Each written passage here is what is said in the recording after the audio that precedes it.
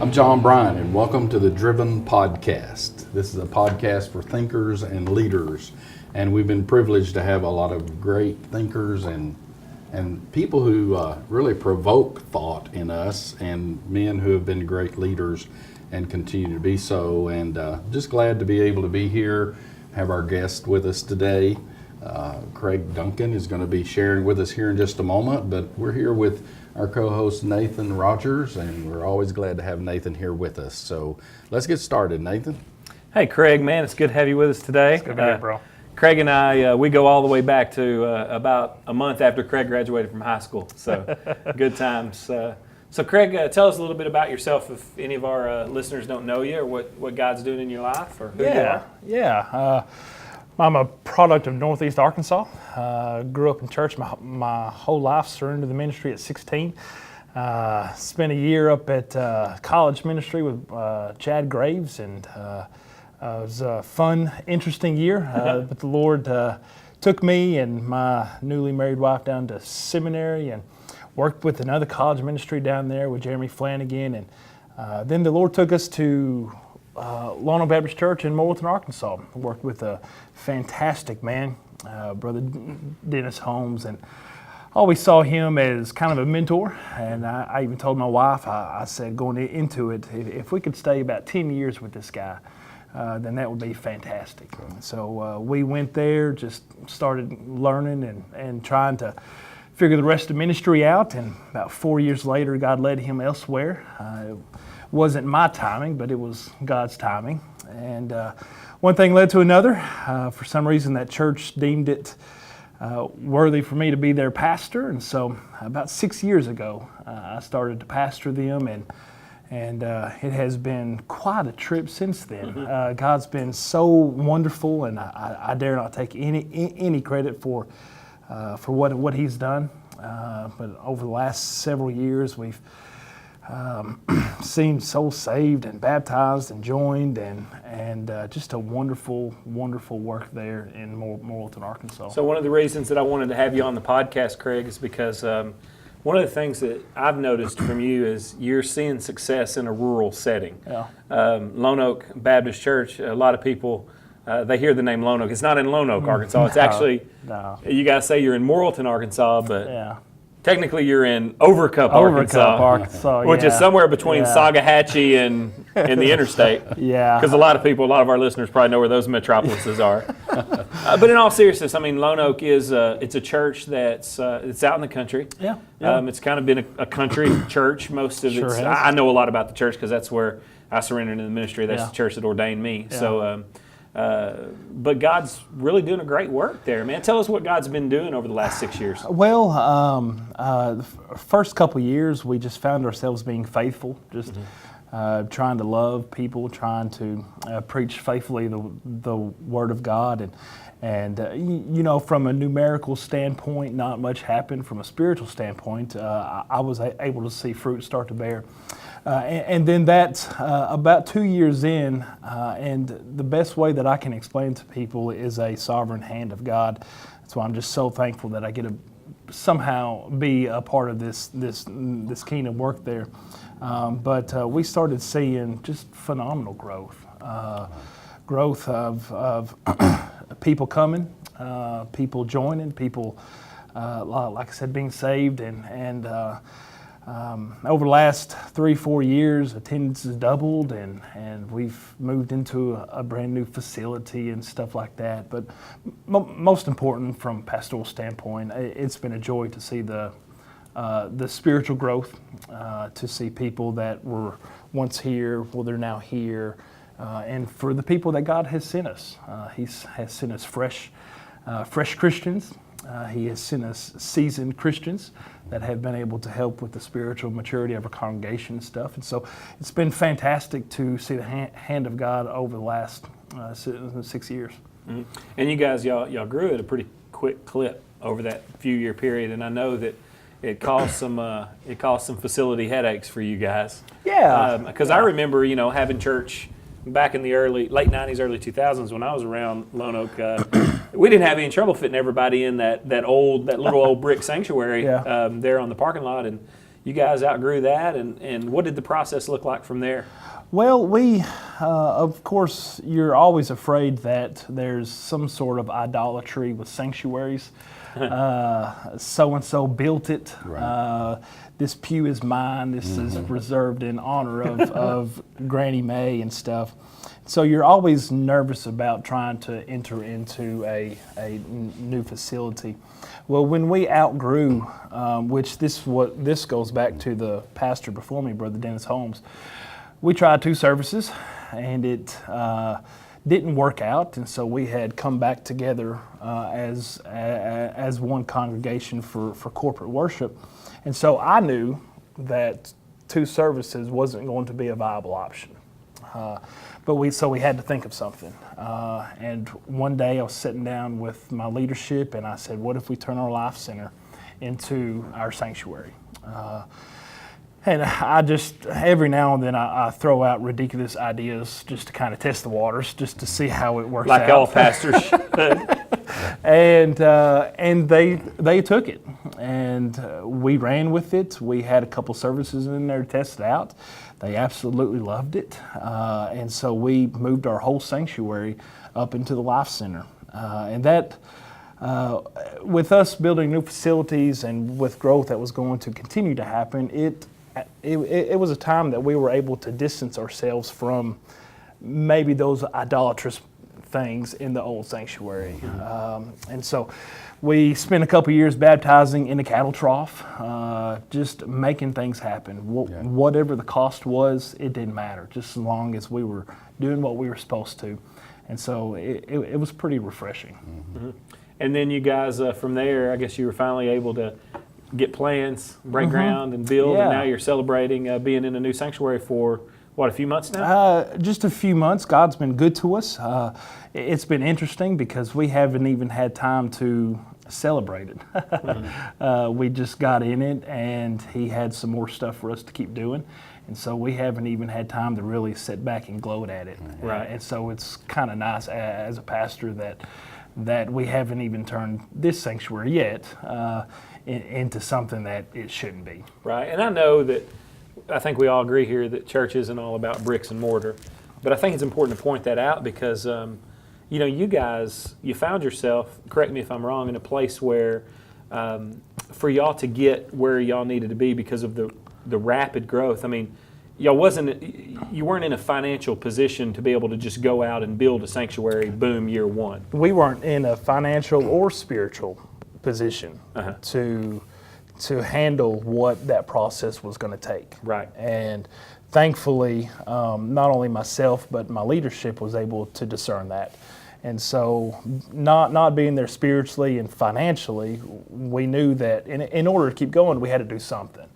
And I'm just thankful that we were able to find an option that would allow us to expand a little bit. I mean, after 2 years, we were ready to get out. Yeah.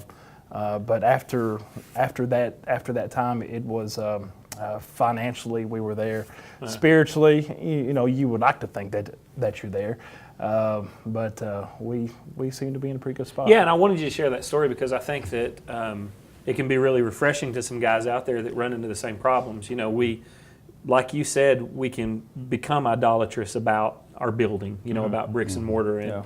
You guys, you were able to lead a congregation through a transition that went from a sanctuary that, Grandpa and Deacon Joe built that had traditional, ties to meeting in a gymnasium, for a season until you, and while you were in that gymnasium, your church was able to catch a vision for what I've seen is a really beautiful facility that you guys have moved into now.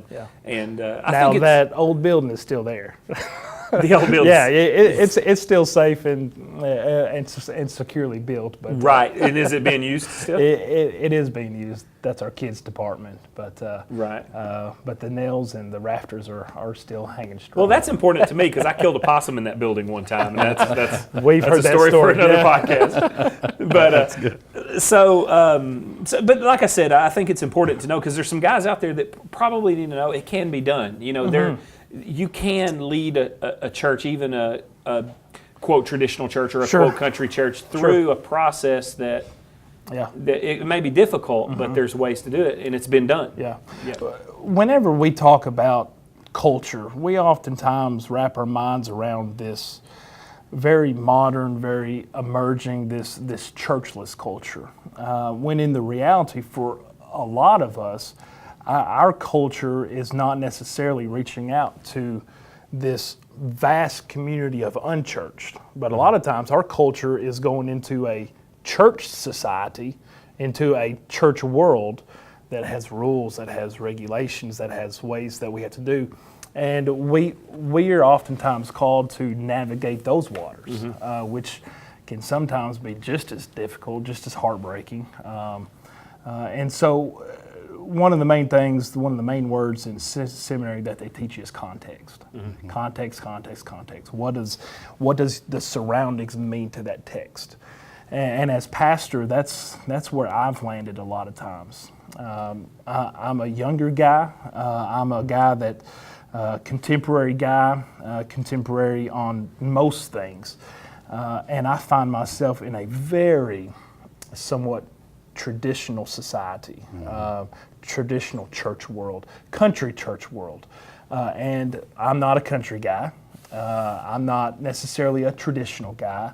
And so I spent the first couple years almost trying to change my context, trying to change the people around me. And I had some pretty good moments of failure that was just within my own heart. Something didn't work out, something didn't go the way that I wanted to. And I'll remember this Sunday, specifically, the situation is too much to share in this setting. But if God has ever directly spoken to me, it was on this Sunday. Something didn't go right in service, and I remember him telling me, Craig, why are you doing this? Why? And I went home and I told my wife, I said, we're cutting this, and we're just going to basically live in the context that God has placed us in. And if we believe that God is who He says He is, then we believe that He's going to do a great work wherever He places us in a context. As a city guy, I think I can do God's work in a country world. As a contemporary guy, I think that I can do church work in a traditional world. And whenever I finally settled down with that issue, was when I was able to recognize God really having a freedom to do what God wanted to do. Because I found myself doing what I wanted to do. You know, I think my way's the right way. I think the young way's the right way. And it's not always like that. God placed me in this context, and so I need to live in that context. And that was that was pretty good for me. Yeah, that's good. I'm listening to you speak, and I think about my history as a pastor for quite a number of years, and the churches that I've been involved in down through the years, and I have seen a lot of tradition and a lot of country church, and the mentality of the people, and I mean some wonderful, great people. And we have previously in our podcast talked about new church starts and church planting and the missional direction that churches need to be going. And so I'm thinking traditional church that is missional. And is that how you would describe the church? I would like to think so. I guess that's kind of the goal that we work towards. I mean, we're a Heavenly Highway hymn church, and I'll be honest, it drives me crazy. I had to go down and I had to learn a whole new set of songs, and it's a beat that I can't stand. But that's just the reality of where God placed me. And I can't change that. I can lead out in a direction that can start mixing some things in, but it would be foolish of me to think that I need to change this in order for God to do something. And so in a traditional sense, yes, my church is pretty traditional, but I think we find ourselves with the purpose of living this gospel message out not just on a church sign marquee, not just from behind the pulpit, but hopefully in the lives of our people. That as we go out into the community, that we're able to have this gospel embraced in our heart, and that it actually does live out. And of course, there's a lot of different methods and thoughts about what the best way is. But I think Lonoke Baptist Church has done well to at least tap into a little bit of what works for Conway County. And so. Yeah, I think that's great because, you know, you talked about your culture. You talked about how it really is a church culture. You're not necessarily in the front lines of some great unchurched civilization. Yeah, no. You know, I think about my context in Longview. I'm in a minor metro area in the buckle of the Bible Belt in East Texas. Yeah.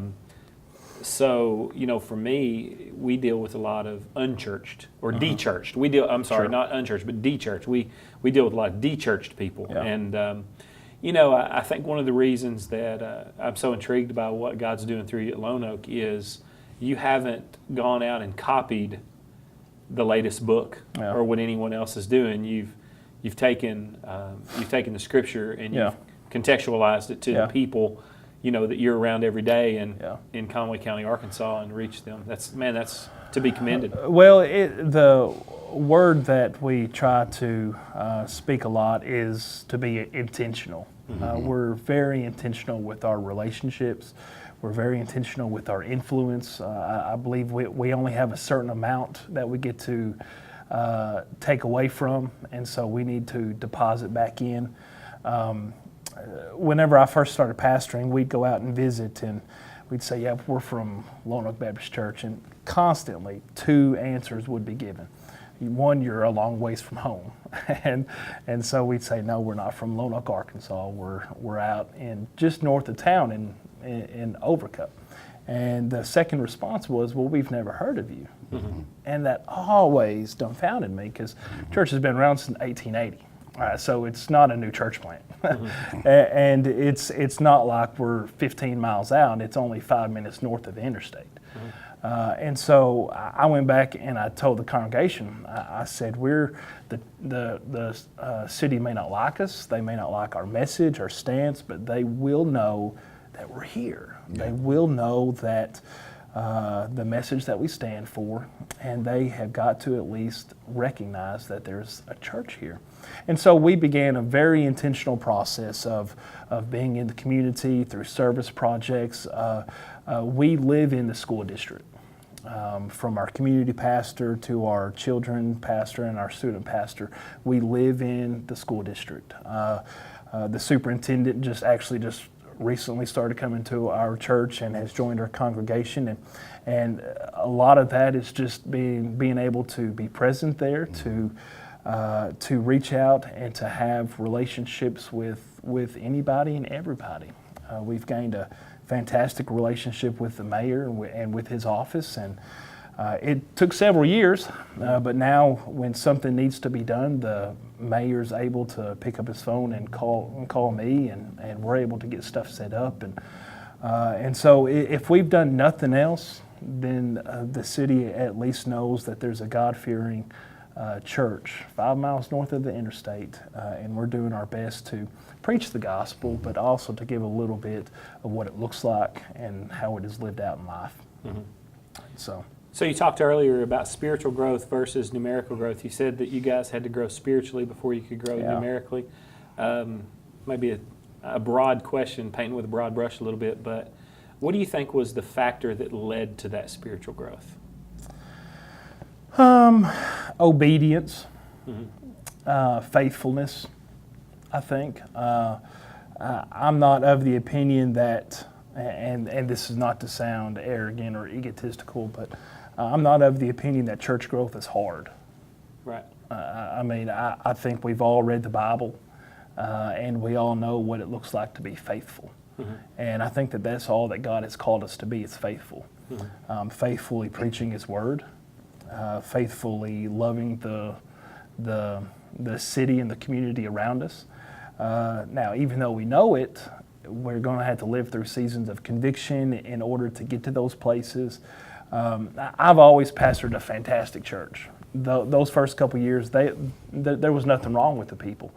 But in order to see this growth, they had to be ready for it. Mm-hmm. They had to be prepared to do whatever was necessary. They had to be prepared to hear the message of love thy neighbor in order to love the neighbor. Mm-hmm. They had to hear the word of God in order to make those steps. And so we journeyed together, myself included. I had to learn and I had to grow. And so we journeyed together for a couple, 2.5, 3 years.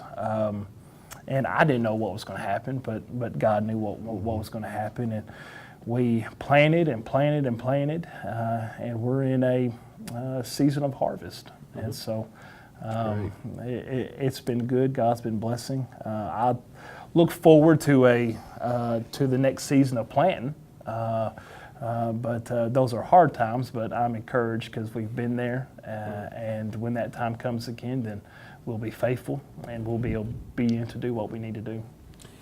Well, Craig, thanks a lot for being with us in the Yes, podcast. sir. I want to continue the discussion on our next podcast with you and unpack a little bit into some specifics, not only what God did through that process, but what he's doing today and where you guys are going from here. So again, thanks for tuning in to Driven Podcast. We are going to be back in our next podcast with Craig Duncan from Lonoke Baptist Church in Morrilton, Arkansas. And again, thanks, Craig, for being with us. For John Bryant, Yes. I'm Nathan Rogers, and thanks for listening to the Driven Podcast.